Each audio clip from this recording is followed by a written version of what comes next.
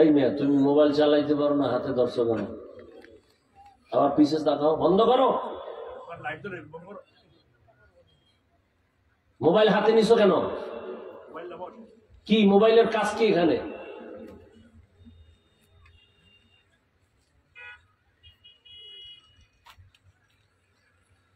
গুনাহ করতে করতে করতে করতে এতটা বেপরোয়া হয়ে গেছে, আল্লাহ কানে ধরে বেহেশতের বাগানে নিয়ে আসে, এখানেও মোবাইল। তোমার কপালটা তো খারাপ কেন?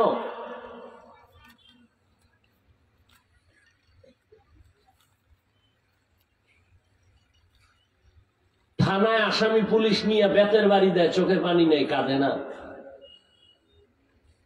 আর কোরআনের প্যান্ডেলে আল্লাহ আল্লাহরা বয়ান করে, 200 হাত 200 দূরে বৈশা যুবক কাঁদতেছে, ওরে মারলো কে?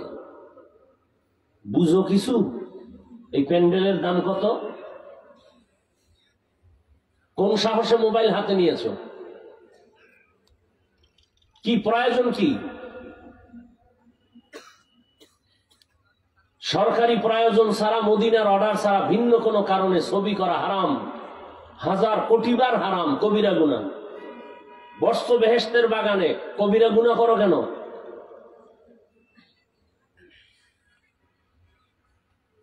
এই মোবাইল দিয়ে জীবনটা ধ্বংস হয়েছে, আর পরও তোমার আর লজ্জা হবে না? এই মোবাইলের কারণে কিডনি শেষ, খবর হসপিটালে পরীক্ষা করো, যাও। পাগল ছাগল মনে করিও না।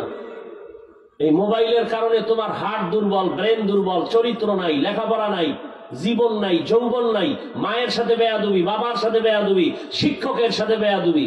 তোমার মধ্যে আছে কি একটা রুহু? এটা গেলে তুমিও নাই। ভাবতে দেখাও, তুমি বড় বুজুর্গ। মোবাইলের কারণে তোমার চরিত্র সব ধ্বংস, লেখাপড়া ধ্বংস। এই মোবাইলকে কেন্দ্র করে মায়ের সাথে কত বেয়াদবি করেছো, বাবার কত টাকা চুরি করেছো। এই মোবাইলকে কেন্দ্র করে শিক্ষকের সাথে বেয়াদবি করেছো। এই মোবাইলকে কেন্দ্র করে সারাটা রাত মোবাইল হাতে নিয়ে কবিরা গুনাহ, কবিরা গুনাহ, কবিরা গুনাহ করে কাটাইছো। মুসলমান হিসাবে একটু ভয় লাগে না?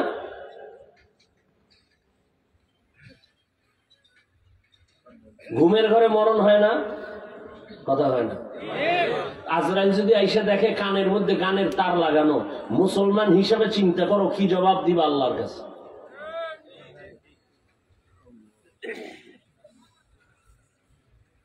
মা বাবারাও সন্তানের হাতে মোবাইল দেয়। এই জন্য আল্লাহর কোরআন বলেছে, কিয়ামতের দিন বহু সন্তানের কারণে তাহাজ্জুদওয়ালা মা বাবা জাহান্নামে যাবে, শুধু সন্তানের কারণে। নিজে নেক আমল টুকটাক করছে, সন্তানের একবারও দাওয়াত দেয় নাই, নেক আমলের বয়ান করে নাই, নামাজের জন্য একবারও ডাকে নাই। কিয়ামতের দিন মা বাবা জাহান্নামে যাবে, 1000 বার হজ করার পরেও, তাহাজ্জুদ পড়লেও, শুধু সন্তানের গুনার কারণে। এজন্য আল্লাহ বলছেন কি কোরআনে, ইয়া আইয়ুহাল্লাযীনা আমানু কু আনফুসাকুম ওয়া আহলিকুম নারা। জাহান্নাম থেকে নিজেকে বাঁচাও, তোমার আহালকে বাঁচাও। শুধু নিজে বাঁচলে হবে না, আহালকেও বাঁচাও। দাবি করবা আহাল, জাহান্নাম থেকে বাঁচাইবা না, কিয়ামতের দিনে সন্তান আল্লাহ আদালতে মা বাবাকে আটকে, দুনিয়াতেই আটকায় দেয়। অন্যায় করছে ছেলে, পুলিশে বাবার হাতে হ্যান্ডকাপ লাগায় কেন? লাগায় না? বাবার দোষ কি? কান ধরে টান দিলে মাথা চলে আসে। দুনিয়াতেই যদি ছেলের মেয়ের অপরাধে বাবায় আটকায় যায়, আখিরাতে আটকাবে না কেন? সে আদালত তো আরো কঠিন। আল্লাহ সব ভাইকে হেদায়াত দান করুন। আসলে কপাল, আমি প্রায় সময় বলি, কপাল যদি খারাপ হয়, আমি হাফিজুর রহমান কেন আর মক্কা মদিনার ইমাম কেন, স্বয়ং রসুলও যদি বয়ান করে, কপালে কালেমা জুটে না। যেই নবীকে এক নজর দেখলে জাহান্নামের আগুন হারাম, যেই রসুলের চেহারা মোবারকের দিকে তাকাইলে পেটের ক্ষুধা থাকে না, কত বড় বেঈমানের ঘরের বেঈমান, সেই রসুলকে 13 বছর দেখছে, বয়ান শুনছে, কালেমা পড়েনি। কত বড় নিকৃষ্ট বেঈমান। আর আল্লাহ যদি কপাল খুলে 27 বছরের যুবক তরবারি নিয়ে যায় নবীকে জবাই করবে, নবীরে দেখেই তরবারি ফালায় কালেমা পড়ায় না, এর নাম কপাল। 13 বছর নবীরে দেখছে, বয়ান শুনছে, কালেমা পড়ে না। আর 27 বছরের একটা যুবক নবীকে জবাই করতে এসে কালেমা পড়েছে।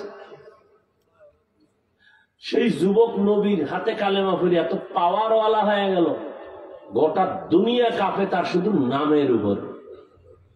কে সেই যুবক? তুমি কি যুবক? তোমার নাম শুনলে মানুষের অন্তরে ভয় আসে না কেন?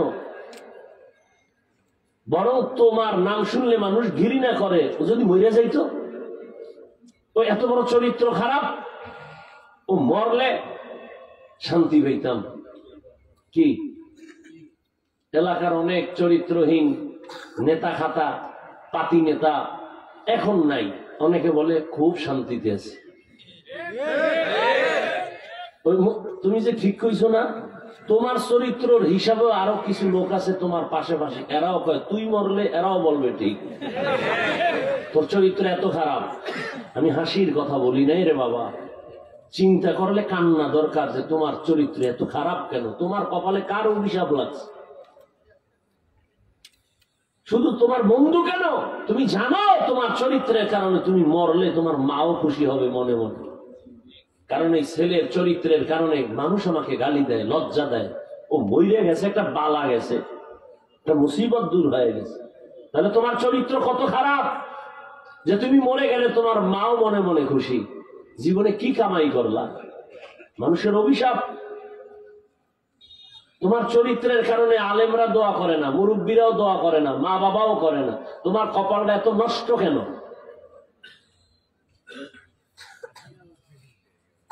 তওবারও চিন্তা নেই।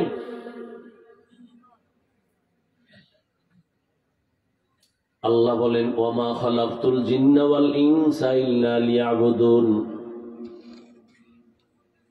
24টা ঘন্টার 22 ঘন্টা তুমি তোমার কাজে লাগাও,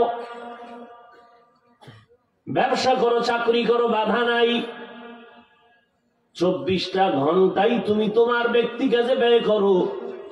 মাত্র 2 ঘন্টা সময় আখিরাতের জন্য তুমি তোমার কল্যাণে ব্যবহার করো।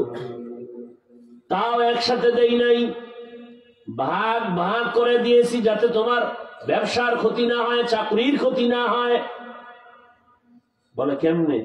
বলে ফজরের 4 রাকাত নামাজে মাত্র 20 মিনিট সময় ব্যয় কইরা আবার দোকানে দৌড় দে। এক বেলা দোকান